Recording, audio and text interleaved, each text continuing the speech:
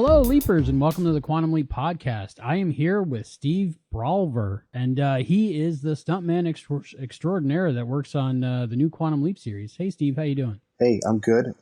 I just doubled Jake on that episode. I'm not on every episode, but I've worked on two of the new ones so far. Okay, yeah, this one and the one that aired first, right? You were actually in a scene on camera. That's right. I was a bad guy in the first episode. Yeah. So how is that different than just doubling for someone? Well, I'm playing a part versus I am doubling somebody else's part. So, I'm either a character or there already is a character, and then I just do the character stunts. So nice. I noticed in episode 4, there was jumping off of buildings and into dumpsters. That looked dangerous. And what did you do in episode 4? Episode 4, and I'm not just saying this because we're having this conversation. That was a dream job for me. That episode was a stuntman's clinic, and in 3 days straight, I jumped off a roof, did driving on the back lot, and went to a breakaway table. It was literally like all the things you want to do as a stuntman. And it was like bang, bang, bang, one right after the other. It was truly a clinic. And not only was it that I got to do some driving that was fun, but it was also, I did some on the back lot as well at Universal Studios, which is, I took the tram tour as a kid, and where the tram tour said, this is what I want to do. And here I am right back there where I was as a kid, full circle, doing driving stunts in the back lot. Absolutely amazing. I recognize the significance of it. That's so awesome. Is that the same backlot like they filmed some parts of Back to the Future on and stuff? Back to the Future was my favorite movie as a kid. I probably, without a doubt, no hesitation, I could recite the movie to you from the opening. Same. Yeah. And yeah, so it was really cool, the fact that like when I first rode that tram, that you could clearly see the clock tower was still there. It's still there, but it's blocked. There's another facade in front of it. But, so every time I'm on the back lot, I go right over to that clock tower. I go right to the courthouse, go inside of it, and then there's the old clock tower behind it. And I take a few moments to spend a little time in there and just recognize, hey, this is where my favorite movie was filmed, and I am at, like, the central part of that movie right now. And then for myself, just to be working right next to it, doing driving stunts, literally, like just right next to it, like in between takes, I'd go over there and I'd sit down on Courthouse Square. That was pretty cool for me. So that is so amazing. Yeah. So what makes someone want to jump off buildings for a living? Well, that's a good question. I'm going to be perfectly honest with you. I don't want to jump off buildings. Neither do I. No. Neither do I. No, that's just part of the job. I love doing stunts. Some people say, do you want to act? No, I just want to do stunts. Stunts is very fulfilling to me. It's rewarding to me. I love my job as a stuntman, and I get to do wonderful things that most people never get to do in their life. So if that includes jumping off of a building to make a living, I'm good with that. Mm-hmm. That's pretty awesome. Watching this episode, A Decent Proposal, I noticed there was 3 people, or it looked like 3 people. It might have been you 3 times. I have no idea. That jumped off the building and into a dumpster. And that shot was kind of broken up. I'm assuming because you can't really jump off a roof into a dumpster safely. So maybe, could you explain how the mechanics of that whole thing worked? I was one of 3 because there were 3 different characters jumping. Yeah. Originally, the plan was to jump off of the roof into a dumpster. That was what was going to happen. They were going to do it in pieces, and then that kind of changed when we saw how big the dumpster was. And not big at all, right? The dumpster was very, very small, and there was no way it could be done without going to the hospital. So, it looked super dangerous even in the cut. Yeah, at the end. So that was done actually in separate pieces, pieced together to make it look like it was one jump. Jumped off the roof into a porta pit on top of boxes. Then after we did the jump off the roof, then we were up on a scaffolding, and we jumped off the scaffolding into the dumpster. So the scaffolding was not nearly as high, and then they just put it together and make it look like movie magic. Wow, yeah, it looked amazing. It looked scary and it looked dangerous. Like in real life, if you did that, you'd be lucky to survive at all. You know. Well, interesting that you say that. I'm still paying the price for it a little bit. We did the rehearsal day, and we were trying to figure out how to do that first jump. And the idea was jump and stick the landing because you're going to get tight and go into dumpster. But everybody who knows how to jump off a building well knows that you can't stick the landing, especially someone my size who's over 200 pounds. If you stick it, all of that weight coming right down, it's going to be really hard on your joints, right? So I said to myself, all right, here we go. Let's stick it rather. And the way I should properly do it was tap and fall forward. Since we're not going into a dumpster, we're going into a pad and boxes, tap and fall forward. But on the rehearsal, I said, all right, come on, Steve, make it look great. Just go for it and stick it. And I, boom, stuck it right 2 feet flat, right on the pad. Whew. Ankle. Bad. Bad. That hurt so bad. Oh my God. I couldn't walk for 2 days. We did the rehearsal on a Friday, and I thank God that we had that rehearsal on Friday, because had I done that on Monday, I would not have been able to do the stunts on Tuesday and Wednesday. I needed the weekend to recover, had to definitely put ankle braces on both for the next one. And when we did it again, if you look, when I jump off, I'm kind of leaning forward a little bit and giving a little bit of a swim. That's because that way I can tap and fall forward versus just boom, stick it and hurt myself. And so that's how it happened. And I'll be all right. You know, it's part of the job. So, yeah. That's showbiz, right? That's what they say. Yeah. Well, they pay me to fall down, and then they let the actor get up. So. Were you like me? I just had this question come up in my head today when I was thinking about I'm going to be talking to you. When you were a kid, did you watch The Fall Guy like I did, and think that was like fun? You mean something to do? You mean the Unknown Stuntman?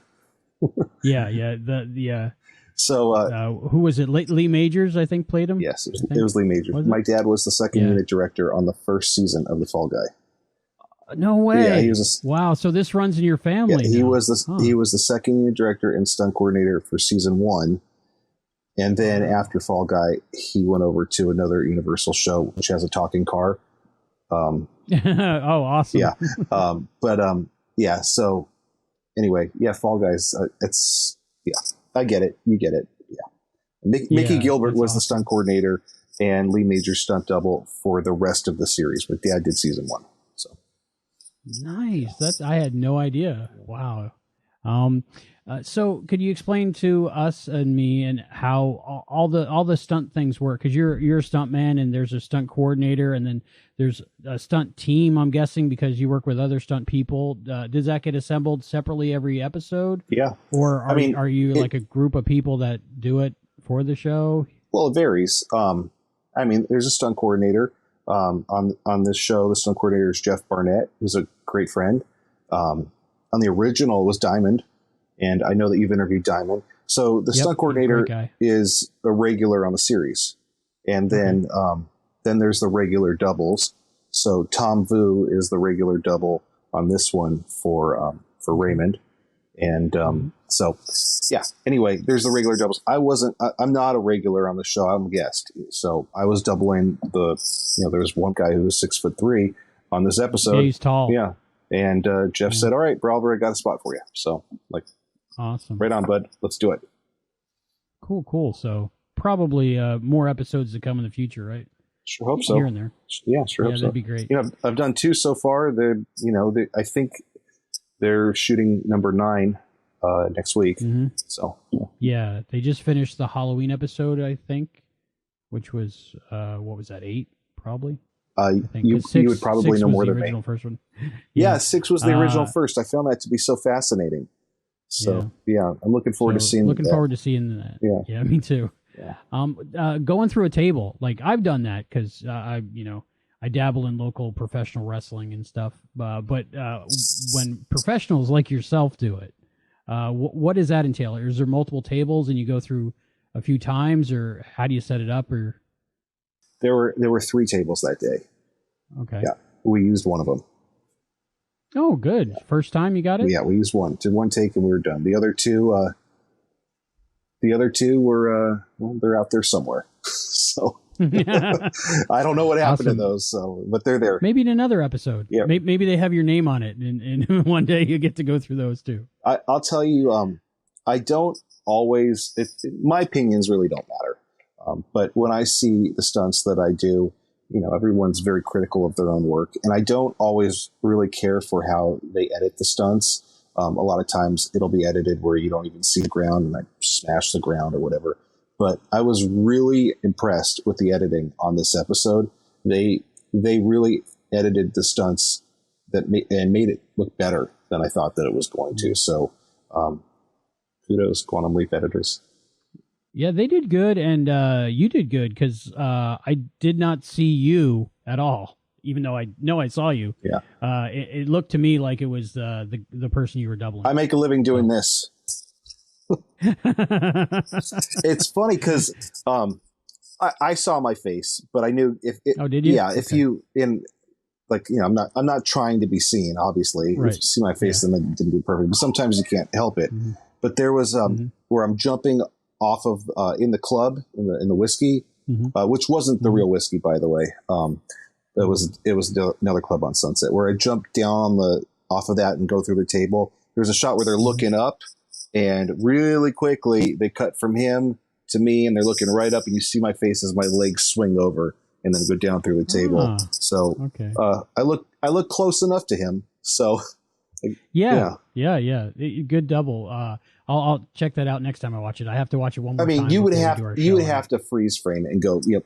Probably. But I mean, that's if you're doing that, then you're missing the point of the show anyway. So yeah. And then ironically, I want to tell you one other thing about that. Yeah. We get out of the dumpster. It's me who jumps out of the dumpster, and I'm literally like this with my back to them as I'm getting out, trying to hide my face, and like we're running off, and I'm like hunched over, going like that. So you can see me hunched over hiding as I jump out of the dumpster. Okay, yeah. I'm gonna watch that. Yeah. So that's all like Hollywood garbage, right? Like, is that like foam blocks inside garbage bags or something?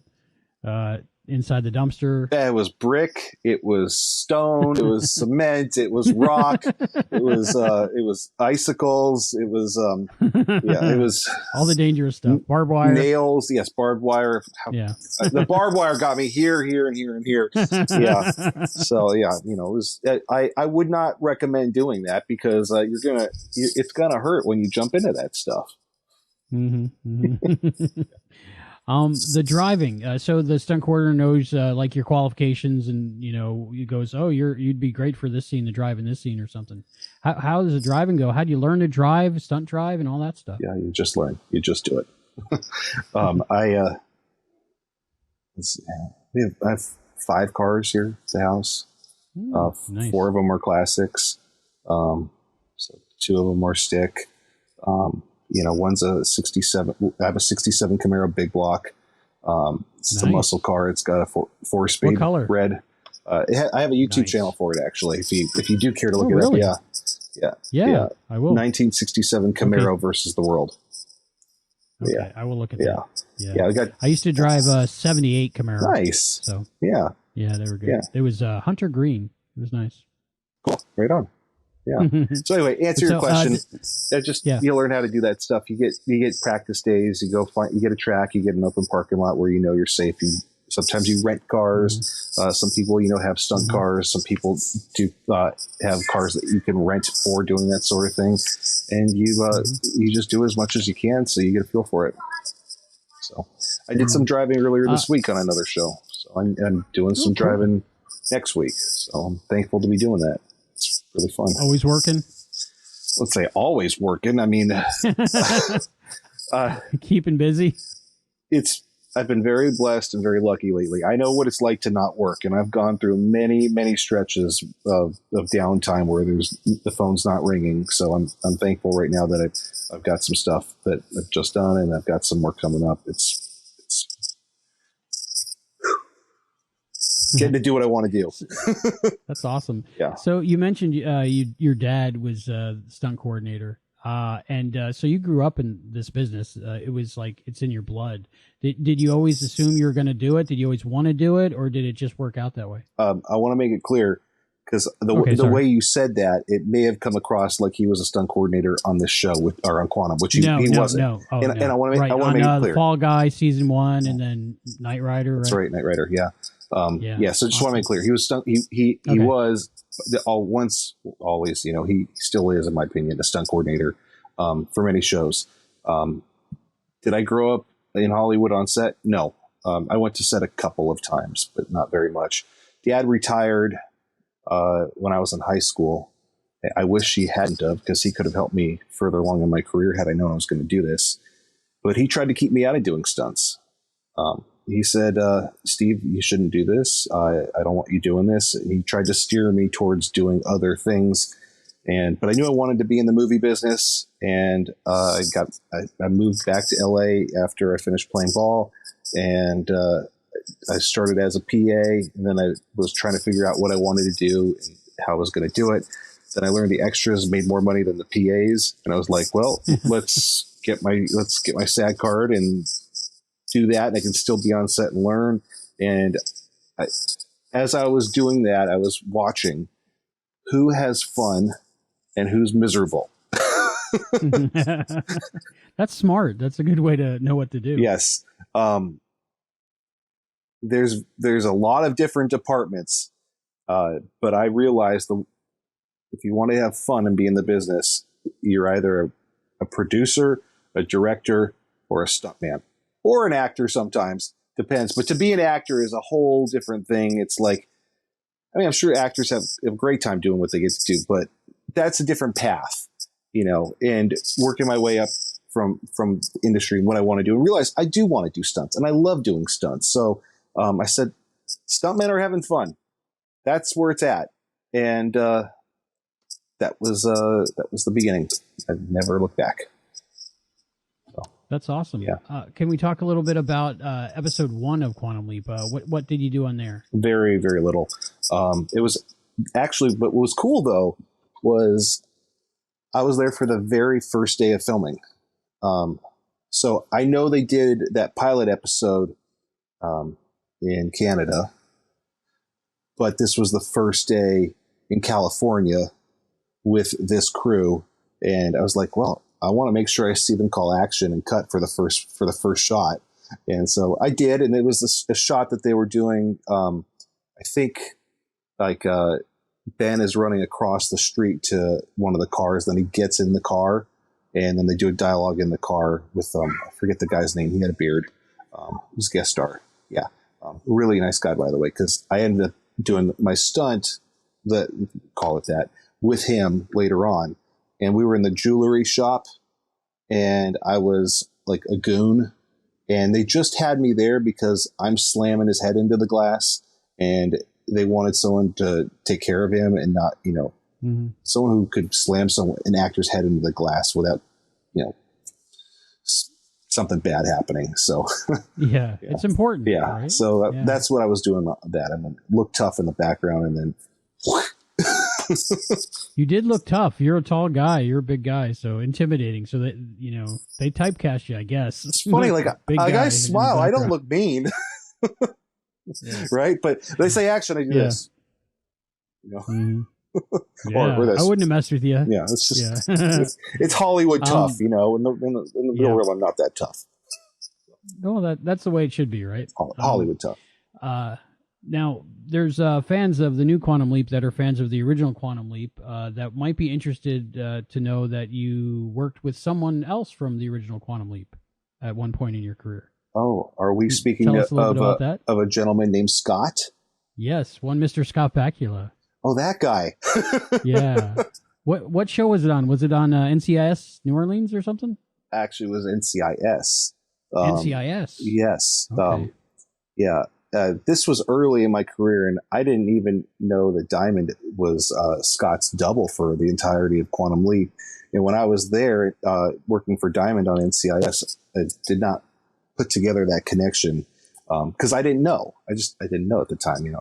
To me, I love the history of stunts, and I have done a lot of homework since then. But that was it was probably 10 years ago.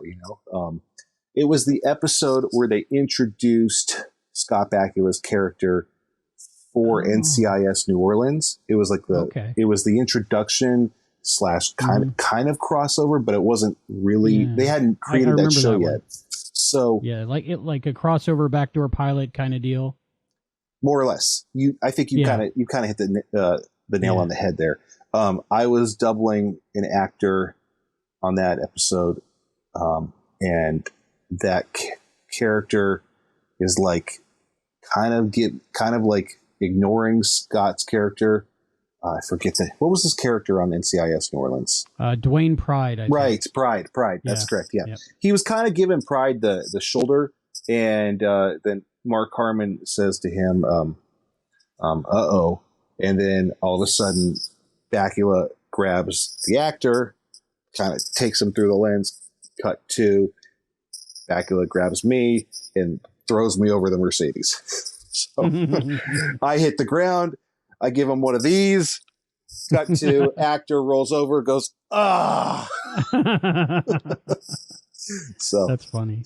That. I remember we did that 4 times on that episode. Oh, wow. Yeah. Okay. Bakula was wonderful. Awesome dude. I can understand why people love him so much. And I think there's this saying like, the ones who are great keep working because people want to work with them, And I'm not saying the opposite of that because I just want to say positive stuff. Yeah. So the first 2 or 3 times, what they did was Diamond put an apple box right in front or to the side of the Mercedes. He throws me over the hood from one side to the other. So I take a step and leap off the apple box back to something like this, right? And I get serious air, right? And I'm like, I'm Superman in it, right? Trying to go big. I'm a young kid trying to impress, trying to show Diamond I can do this. And then like we did 2 of them, and then they were like, on this one, we don't want you to get air. We want you to slide across, right? And so I go on my stomach and I slide across, and then they use the one where I got all the air. So that's awesome. Yeah, that's awesome. Do you sit at home and like with your son watch your episodes and say like, "There's Daddy" and stuff like that? The way I do it with him, he's 4.5, is I say, Duke, who's that on the screen? Or I'll say, who does that look like? I'm like, do you know who that is? And he'll go, that's Daddy. Oh, that's awesome. Yeah. That is awesome. So, yeah, that's awesome. That's what we do. It's fun. I'll actually do that too with, I love the original Mission Impossible TV series. And that's good. I record them all. My dad played several different characters on it. Oh, really? And so you get to see your dad on it. Yeah. So, and I love doing that. So, when he was on it, he was younger than me, which is crazy to see my dad's so young, and see him running and doing all this stuff. Cause my dad's 81 now. And so I'll pause it and I'll go, hey Duke, who's that on the screen? Who's that? And he'll try and figure it out, but it's like he's looking at my dad from 1967 or 69. It's like there's a guy up there who's like younger than I am, but I think that's really cool because I'll do that with him too. So that's awesome. It's Grandpa. Yeah. Wow, that's cool. Yeah. Would you let him be a stuntman one day, or would you do the same thing your father did and try to discourage him? I would not discourage him. I love this job. Okay. The hardest part of this job is in between jobs. Yeah. You never know when you're going to work again. It's very much a who you know business or who knows you.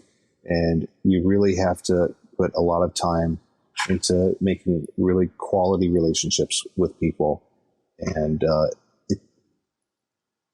relationships I've built with the people that I work with, I cherish those relationships. I love those people, but it's a business.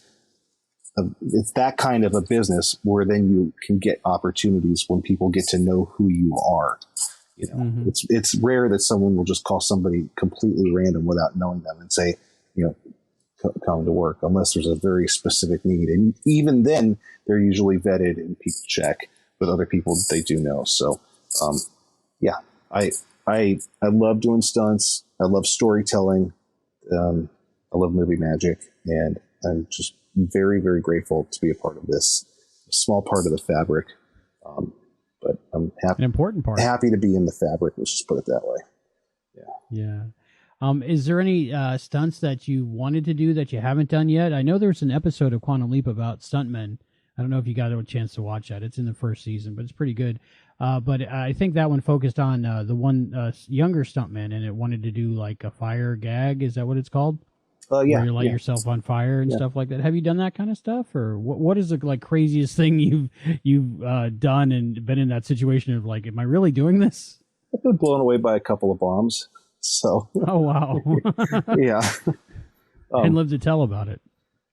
Thankfully. So. Yes. Yeah. You know, to me, it's not about crazy. It's not about adrenaline junkie. It's about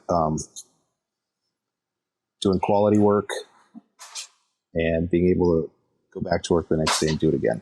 So when I first got in, I wanted to do everything I could, and I was like, "Oh yeah." Now I just want to work. So yeah, that's cool.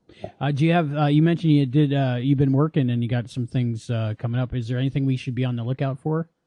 Oh, let's see. I mean, you can talk about. I know there's a lot of things you can't really talk about. You won't see my face in any of them. Right, just but your elbows and stuff. my elbows, yeah.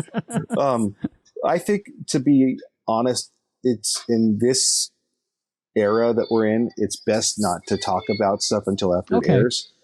However, if you want to look at my IMDb page, I make sure that that's updated constantly with the stuff that I'm working on currently or, just done, so long as the titles are up and available. So you can see like what's coming, but I'd rather not say.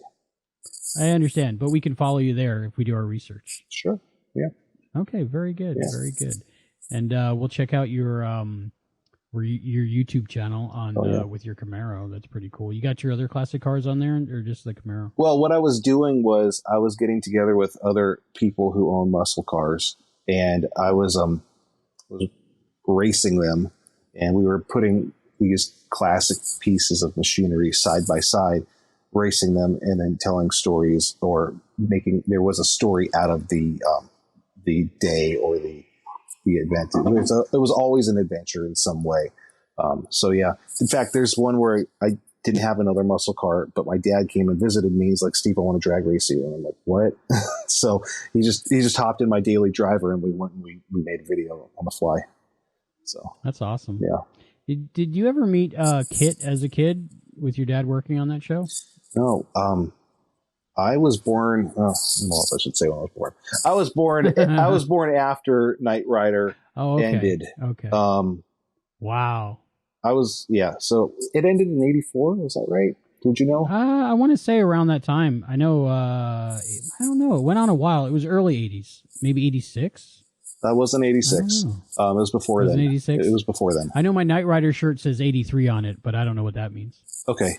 I'll just put it this way. I was born shortly after it ended. And then, I wasn't really old enough to go to any sets until at least the 90s. So it would have to be Knight Rider 2000 or something.